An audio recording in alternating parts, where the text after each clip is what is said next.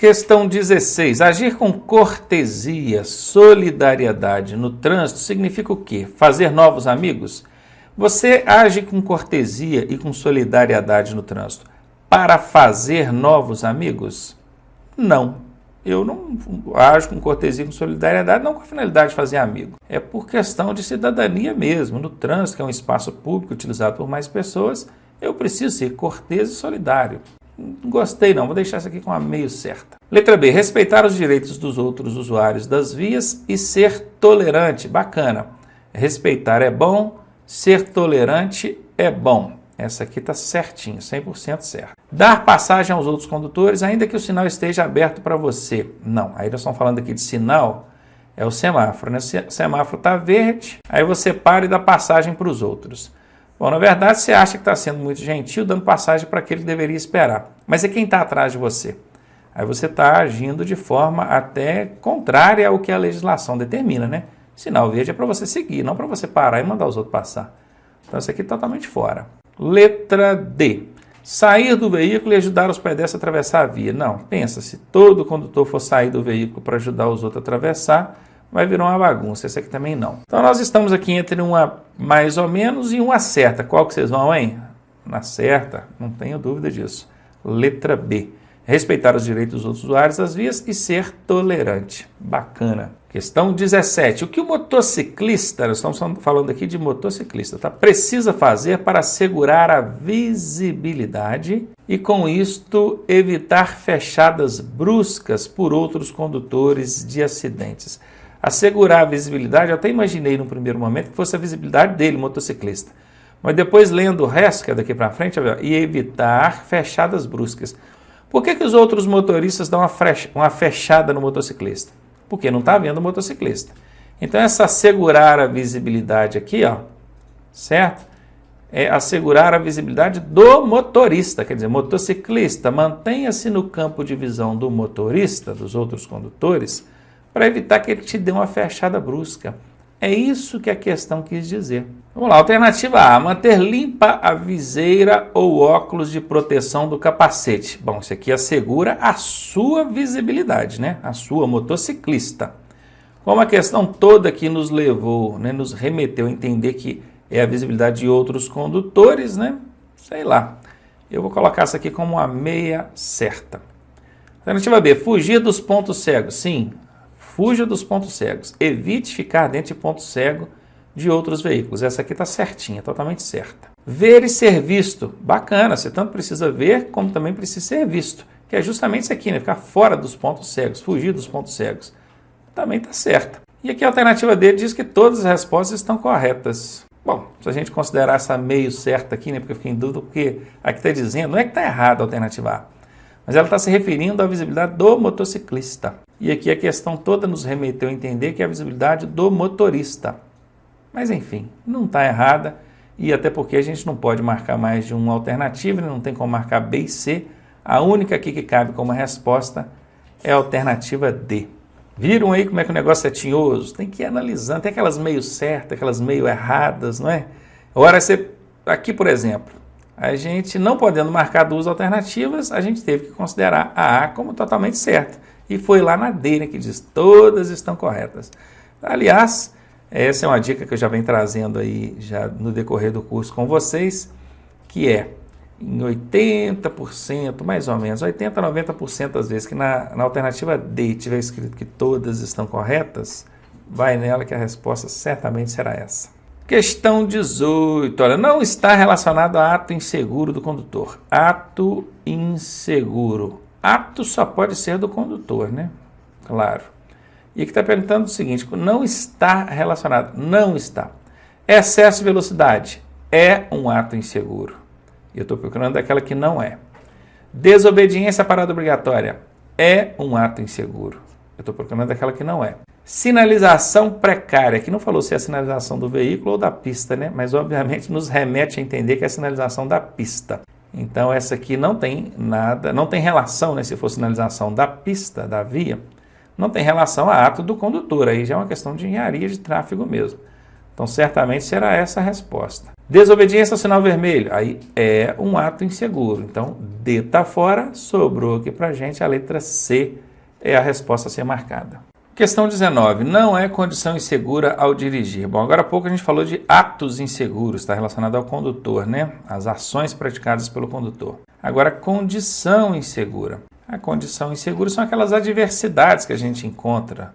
Luz, tempo, estrada, que é a via, né? Estrada, trânsito, veículo e condutor. Bacana, são aqueles 6. 1, 2, 3, 4, 5, 6. 5, 6. Isso. Tá, então não é condição insegura. Características físicas do condutor. É uma condição insegura. Cansaço, por exemplo, sono.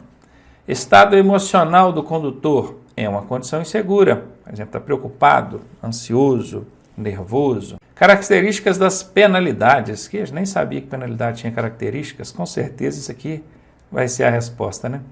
Condições adversas das vias. Sim, então ó, a primeira falou de condutor, a segunda condutor, a terceira falou de via. Cadê via? Via é essa aqui, ó, é a estrada. E as outras duas falaram de condutor. Agora essa aqui, tem nada a ver aqui, né? Então letra C mesmo é a resposta. Questão 20. Constitui automatismo incorreto. Usar o pedal do freio antes do pedal da embreagem não tem nada de errado. Vai parar, primeiro o freio, depois da embreagem. Eu estou procurando a incorreta, não é essa. Observar a sinalização é incorreto? Não, então também não é essa. Dirigir o veículo com o pé apoiado no pedal de embreagem? Essa é incorreta. Certamente vai ser essa a resposta. Engrenar as marchas corretamente? Poxa, se é corretamente, não é incorreto, né? Então tá fora, sobrou mesmo para a gente a alternativa C. Questão 21. Chuva intensa. Quando a visibilidade é mais reduzida, o condutor, além de redobrar a atenção, deve o quê? Bom, está aqui dizendo, ó, sob chuva intensa. Está dirigindo, está caindo aquele chuvão. A visibilidade é reduzida. Esse mais aqui nem caberia, né? É reduzida. O condutor, além de redobrar a atenção, deve fazer o quê? Acionar o limpador de para-brisa? Sim. Acender no mínimo as luzes de posição? Sim. Diminuir a velocidade? Sim. Aumentar a distância do veículo da frente? Sim. Tudo certinho, certamente será essa a resposta. Letra B. Ligar o pisca-alerta e parar o veículo? Não. A não ser que seja um temporal, uma tempestade que aí envolve uma situação de risco maior. E aí você vai procurar, obviamente, um lugar seguro para parar o veículo. Não é parar em qualquer lugar também, que não cabe. Letra C. Acionar as luzes de posição do veículo. Luzes de posição são os faroletes e lanternas traseiras. Bacana. Diminuir a distância do veículo da frente? Ué, você vai diminuir a distância? Não, você tem que aumentar a distância. Você vai aumentar a velocidade? Não, você vai diminuir a velocidade. Então aqui está fora.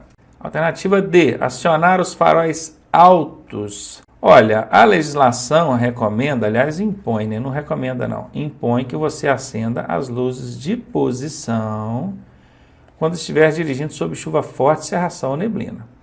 Quer acender os faróis? Tudo bem, problema nenhum. Agora farol alto não. Letra D está fora. Sobrou então para a gente a alternativa A. 22. É correto afirmar que em ocorrência de penumbra, o que é penumbra? Penumbra é a baixa luminosidade, né? Tem falta de luz. Acontece então o lusco-fusco. Ih, já ouviu falar disso? Lusco-fusco? Lusco-fusco é justamente aquela transição que acontece do dia para a noite e da noite para o dia, né? É o cair da noite ou o amanhecer. Lusco-fusco.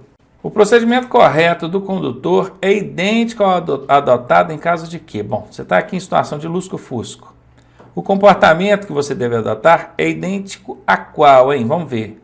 Aquele sob chuva, cerração e ondulações. Bom, esse é ondulações aqui que eu não entendi, né? Está fora, com certeza. Cerração, ondulações de novo? Poça d'água? Não, aqui poça d'água também não. Buracos? Não. Ondulações? Não. Poça d'água? Não. Então aqui está fora, aqui está fora. Chuva? Sim. Cerração? Sim. Neblina? Sim. Que é circunstância de pouca visibilidade, né?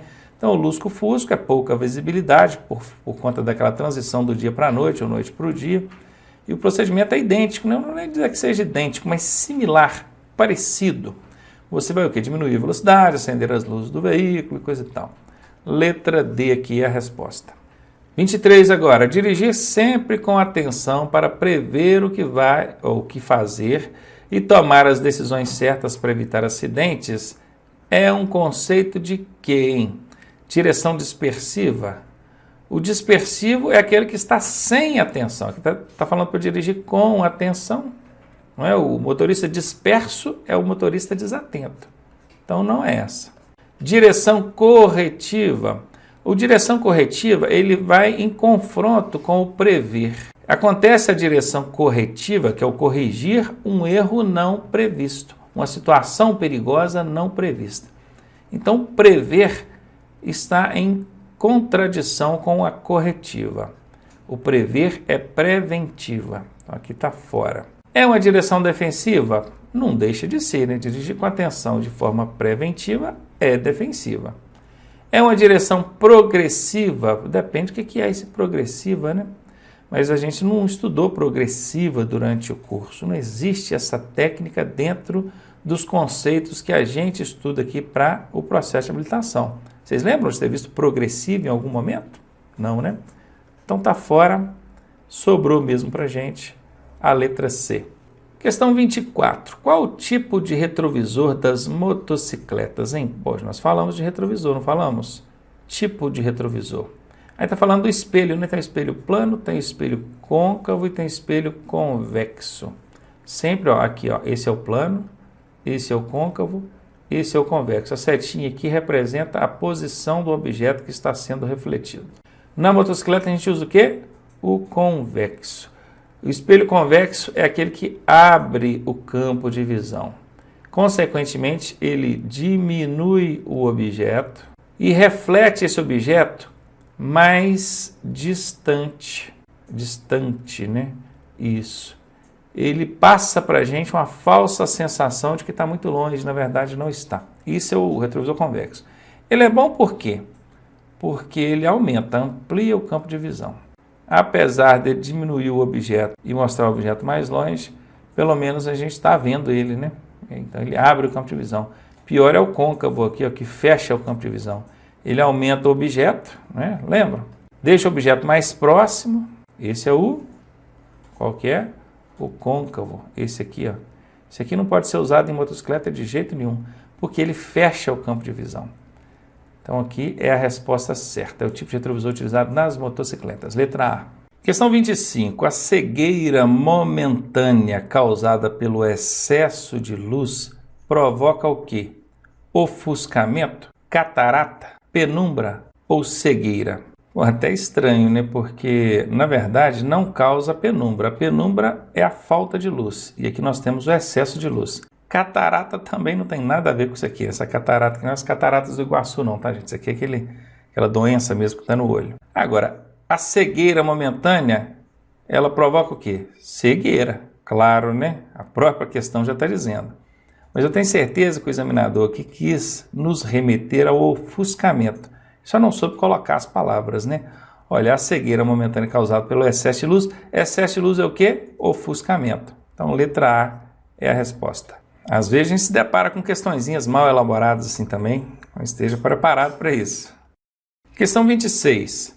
Se um condutor de veículo se deparar no trânsito com outro condutor agindo de forma incorreta e que venha a prejudicá-lo, ele deve fazer o quê? Deixar que o acidente aconteça para fazê-lo pagar pelo erro. É a coisa mais estúpida que eu já vi na minha vida, né? Claro que não.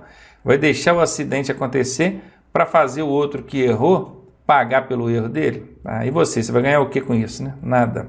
Letra B. Ceder o seu direito para evitar consequências maiores? Aí sim, eu concordo.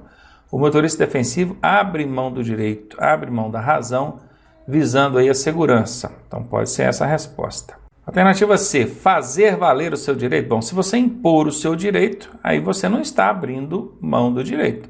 Ou abre mão ou impõe o direito. Como eu já acabei de dizer que o correto é ceder o direito, abrir mão do direito, com certeza não é a alternativa C. E a alternativa D diz ceder a vez e, logo à frente, castigar o condutor infrator com uma fechada. Você vai dar uma fechada nele no trânsito? Loucura, né? Absolutamente não. A alternativa B é a resposta. Adequar a velocidade às diferentes características das vias permite ao condutor dirigir numa velocidade segura. Por isso, você deve decidir em cada situação qual a velocidade segura, obedecendo o limite estabelecido, observando as suas próprias condições, as de seu veículo e da via. Bom, achei bacana, não vi nada de errado aqui não. Vamos ver a letra B. Confiar na sua habilidade de dirigir, pois dirige há mais de 10 anos. Estranho, né? Primeiro, como é que pode afirmar que o cara dirige há mais de 10 anos? No caso de vocês aí, há ano nenhum, né? Vai começar agora. Mas confiar na sua habilidade e esquecer o resto? Claro que não. Alternativa C. Verificar se outros veículos trafegam em velocidade segura e imprimem maior velocidade que o seu. Que importa a velocidade dos outros? Você tem que preocupar com a velocidade do seu veículo. Quando a gente vai analisar ali as circunstâncias para poder ver que velocidade que você vai usar, vai imprimir ao dirigir o veículo, você deve observar uma série de coisas. Intensidade do trânsito, de veículos, pedestres, as condições da via, se a pavimentação é boa, se tem buracos, se tem sinalização, se tem mato na pista, tempo, se está chovendo, cerração, neblina, pouca visibilidade, como é que funciona, do seu carro, do seu cansaço. Tem um monte de coisas que a gente precisa observar na hora de analisar qual velocidade vai imprimir. Agora, se tem uma que não interessa para a gente, é a velocidade do outro. Ele que entra na velocidade que ele achar que convém, desde que não venha para cima de mim, né? Então, não interfere. É indiferente para mim a velocidade que o outro está andando, tá? A alternativa C aqui está fora. Alternativa D. Saber que tem um veículo potente e que pode fazer percursos radicais. Boa, gostei dessa, hein? Letra D está fora, claro, fiquei aqui com a letra A. Questão 28. O condutor dirigindo corretivamente terá que... O corretivo é aquele que não previu, ou não previu, né? Não previu. É assim? Acho que é isso. Então, ele não previu a situação de risco. Então, ele teve que agir com muita habilidade, né? Teve que ser muito habilidoso para evitar o acidente. Vamos ver? Alternativa A. Diminuir antes de transpor um cruzamento. Condutor dirigindo corretivamente terá que diminuir antes de transpor um cruzamento. Se ele diminui antes de transpor o cruzamento, é sinal de que ele já está prevendo um perigo, um risco. E se ele está prevendo, aí não é corretiva, é preventiva, né? Então, letra A está fora. Corrigir uma situação de risco não antecipada? Exatamente. Corretivo é corrigir. Corrigir por quê? Porque ele não previu, ele não antecipou. Então, certamente vai ser essa a resposta. Manter a distância do veículo da frente? Olha, se ele mantém distância do veículo da frente, é porque ele já está prevendo um risco. E se ele previu, então não é corretiva, é preventiva. Então, aqui está fora. Frear moderadamente? Se ele freia moderadamente, não é corretiva, é preventiva. Então, está fora. A corretiva aqui é exatamente a letra B de bola. Questão 29. A finalidade da direção defensiva é a condução em alta velocidade? Claro que não. Seria, então, a condução de forma educativa e segura? Olha, se fosse de forma educada, talvez, né? Mas educativa, assim, dá aquele sentido de que você está querendo educar alguém? Será? Talvez sim, né? Pelo exemplo, vamos deixar isso aqui como uma meia certa. Na dúvida, eu vou colocar ela como meia certa. A finalidade da direção defensiva é a condução de automatismos incorretos? Não. Incorretos, não. C está fora. A finalidade da direção defensiva é a condução sem interferência do autocontrole? Poxa, se o autocontrole não for importante na hora de dirigir, eu não sei de mais nada. É com a interferência do autocontrole. Você tem que ter autocontrole. É com, não é sem, não. Então aqui está fora. Fiquei com aquela meia certa mesmo, tá? Letra B de bola, hein? E, finalmente, questão 30 para fechar aqui a nossa disciplina de direção defensiva. Tempo de reação é aquele que transcorre desde... nós já falamos disso, parece que até nessa sucessão de exercícios aqui mesmo a gente falou. O tempo de reação é do momento que ele viu o perigo, né? Até ele pisar no freio. Esse é o tempo de reação. Viu e reagiu. Quando ele pisa no freio, ele já reagiu. Confere? Então tá aqui, acionar o freio até parar? Não, aí é o tempo total de parada, tá fora. Perceber o perigo e parar? Não, não é parar, é frear. Depois que ele freia, o carro ainda percorre um tempo ali, uma distância, até parar. Ver o perigo e tomar providências? Bom, pisar no freio é uma providência, né? Pode ser essa a resposta. Vamos colocar aqui uma meia certa, né? Meio certa. Meia certa é de colocar no pé. Uma meio certa. E a alternativa D, a contagem de 2 segundos de distância até a traseira do veículo da frente. Isso aqui é manter distância de segurança, não tem nada a ver com o tempo de reação aqui. Tá fora. Fui naquela meio certa mesmo. Alternativa C. Tá aí, finalizado então a nossa parte de exercícios comentados da parte de direção defensiva. Ficou bacana? Gostou? Direção defensiva é mais tranquilo, não é? Tem alguns nomes técnicos aí, aquelas forças da física, subestersante, sobreestersante, força centrífuga, força centrípeta, tem o chá para 2, tem o luz, tempo, estrada, transveículo motorista, tem as condições adversas, tipos de colisões, tem bastante conteúdo, mas é uma disciplina mais fácil, mais tranquila na hora de fazer a prova escrita. Então, acho que vale a pena sim revisar aí para memorizar e não perder questão fácil na hora da prova, né?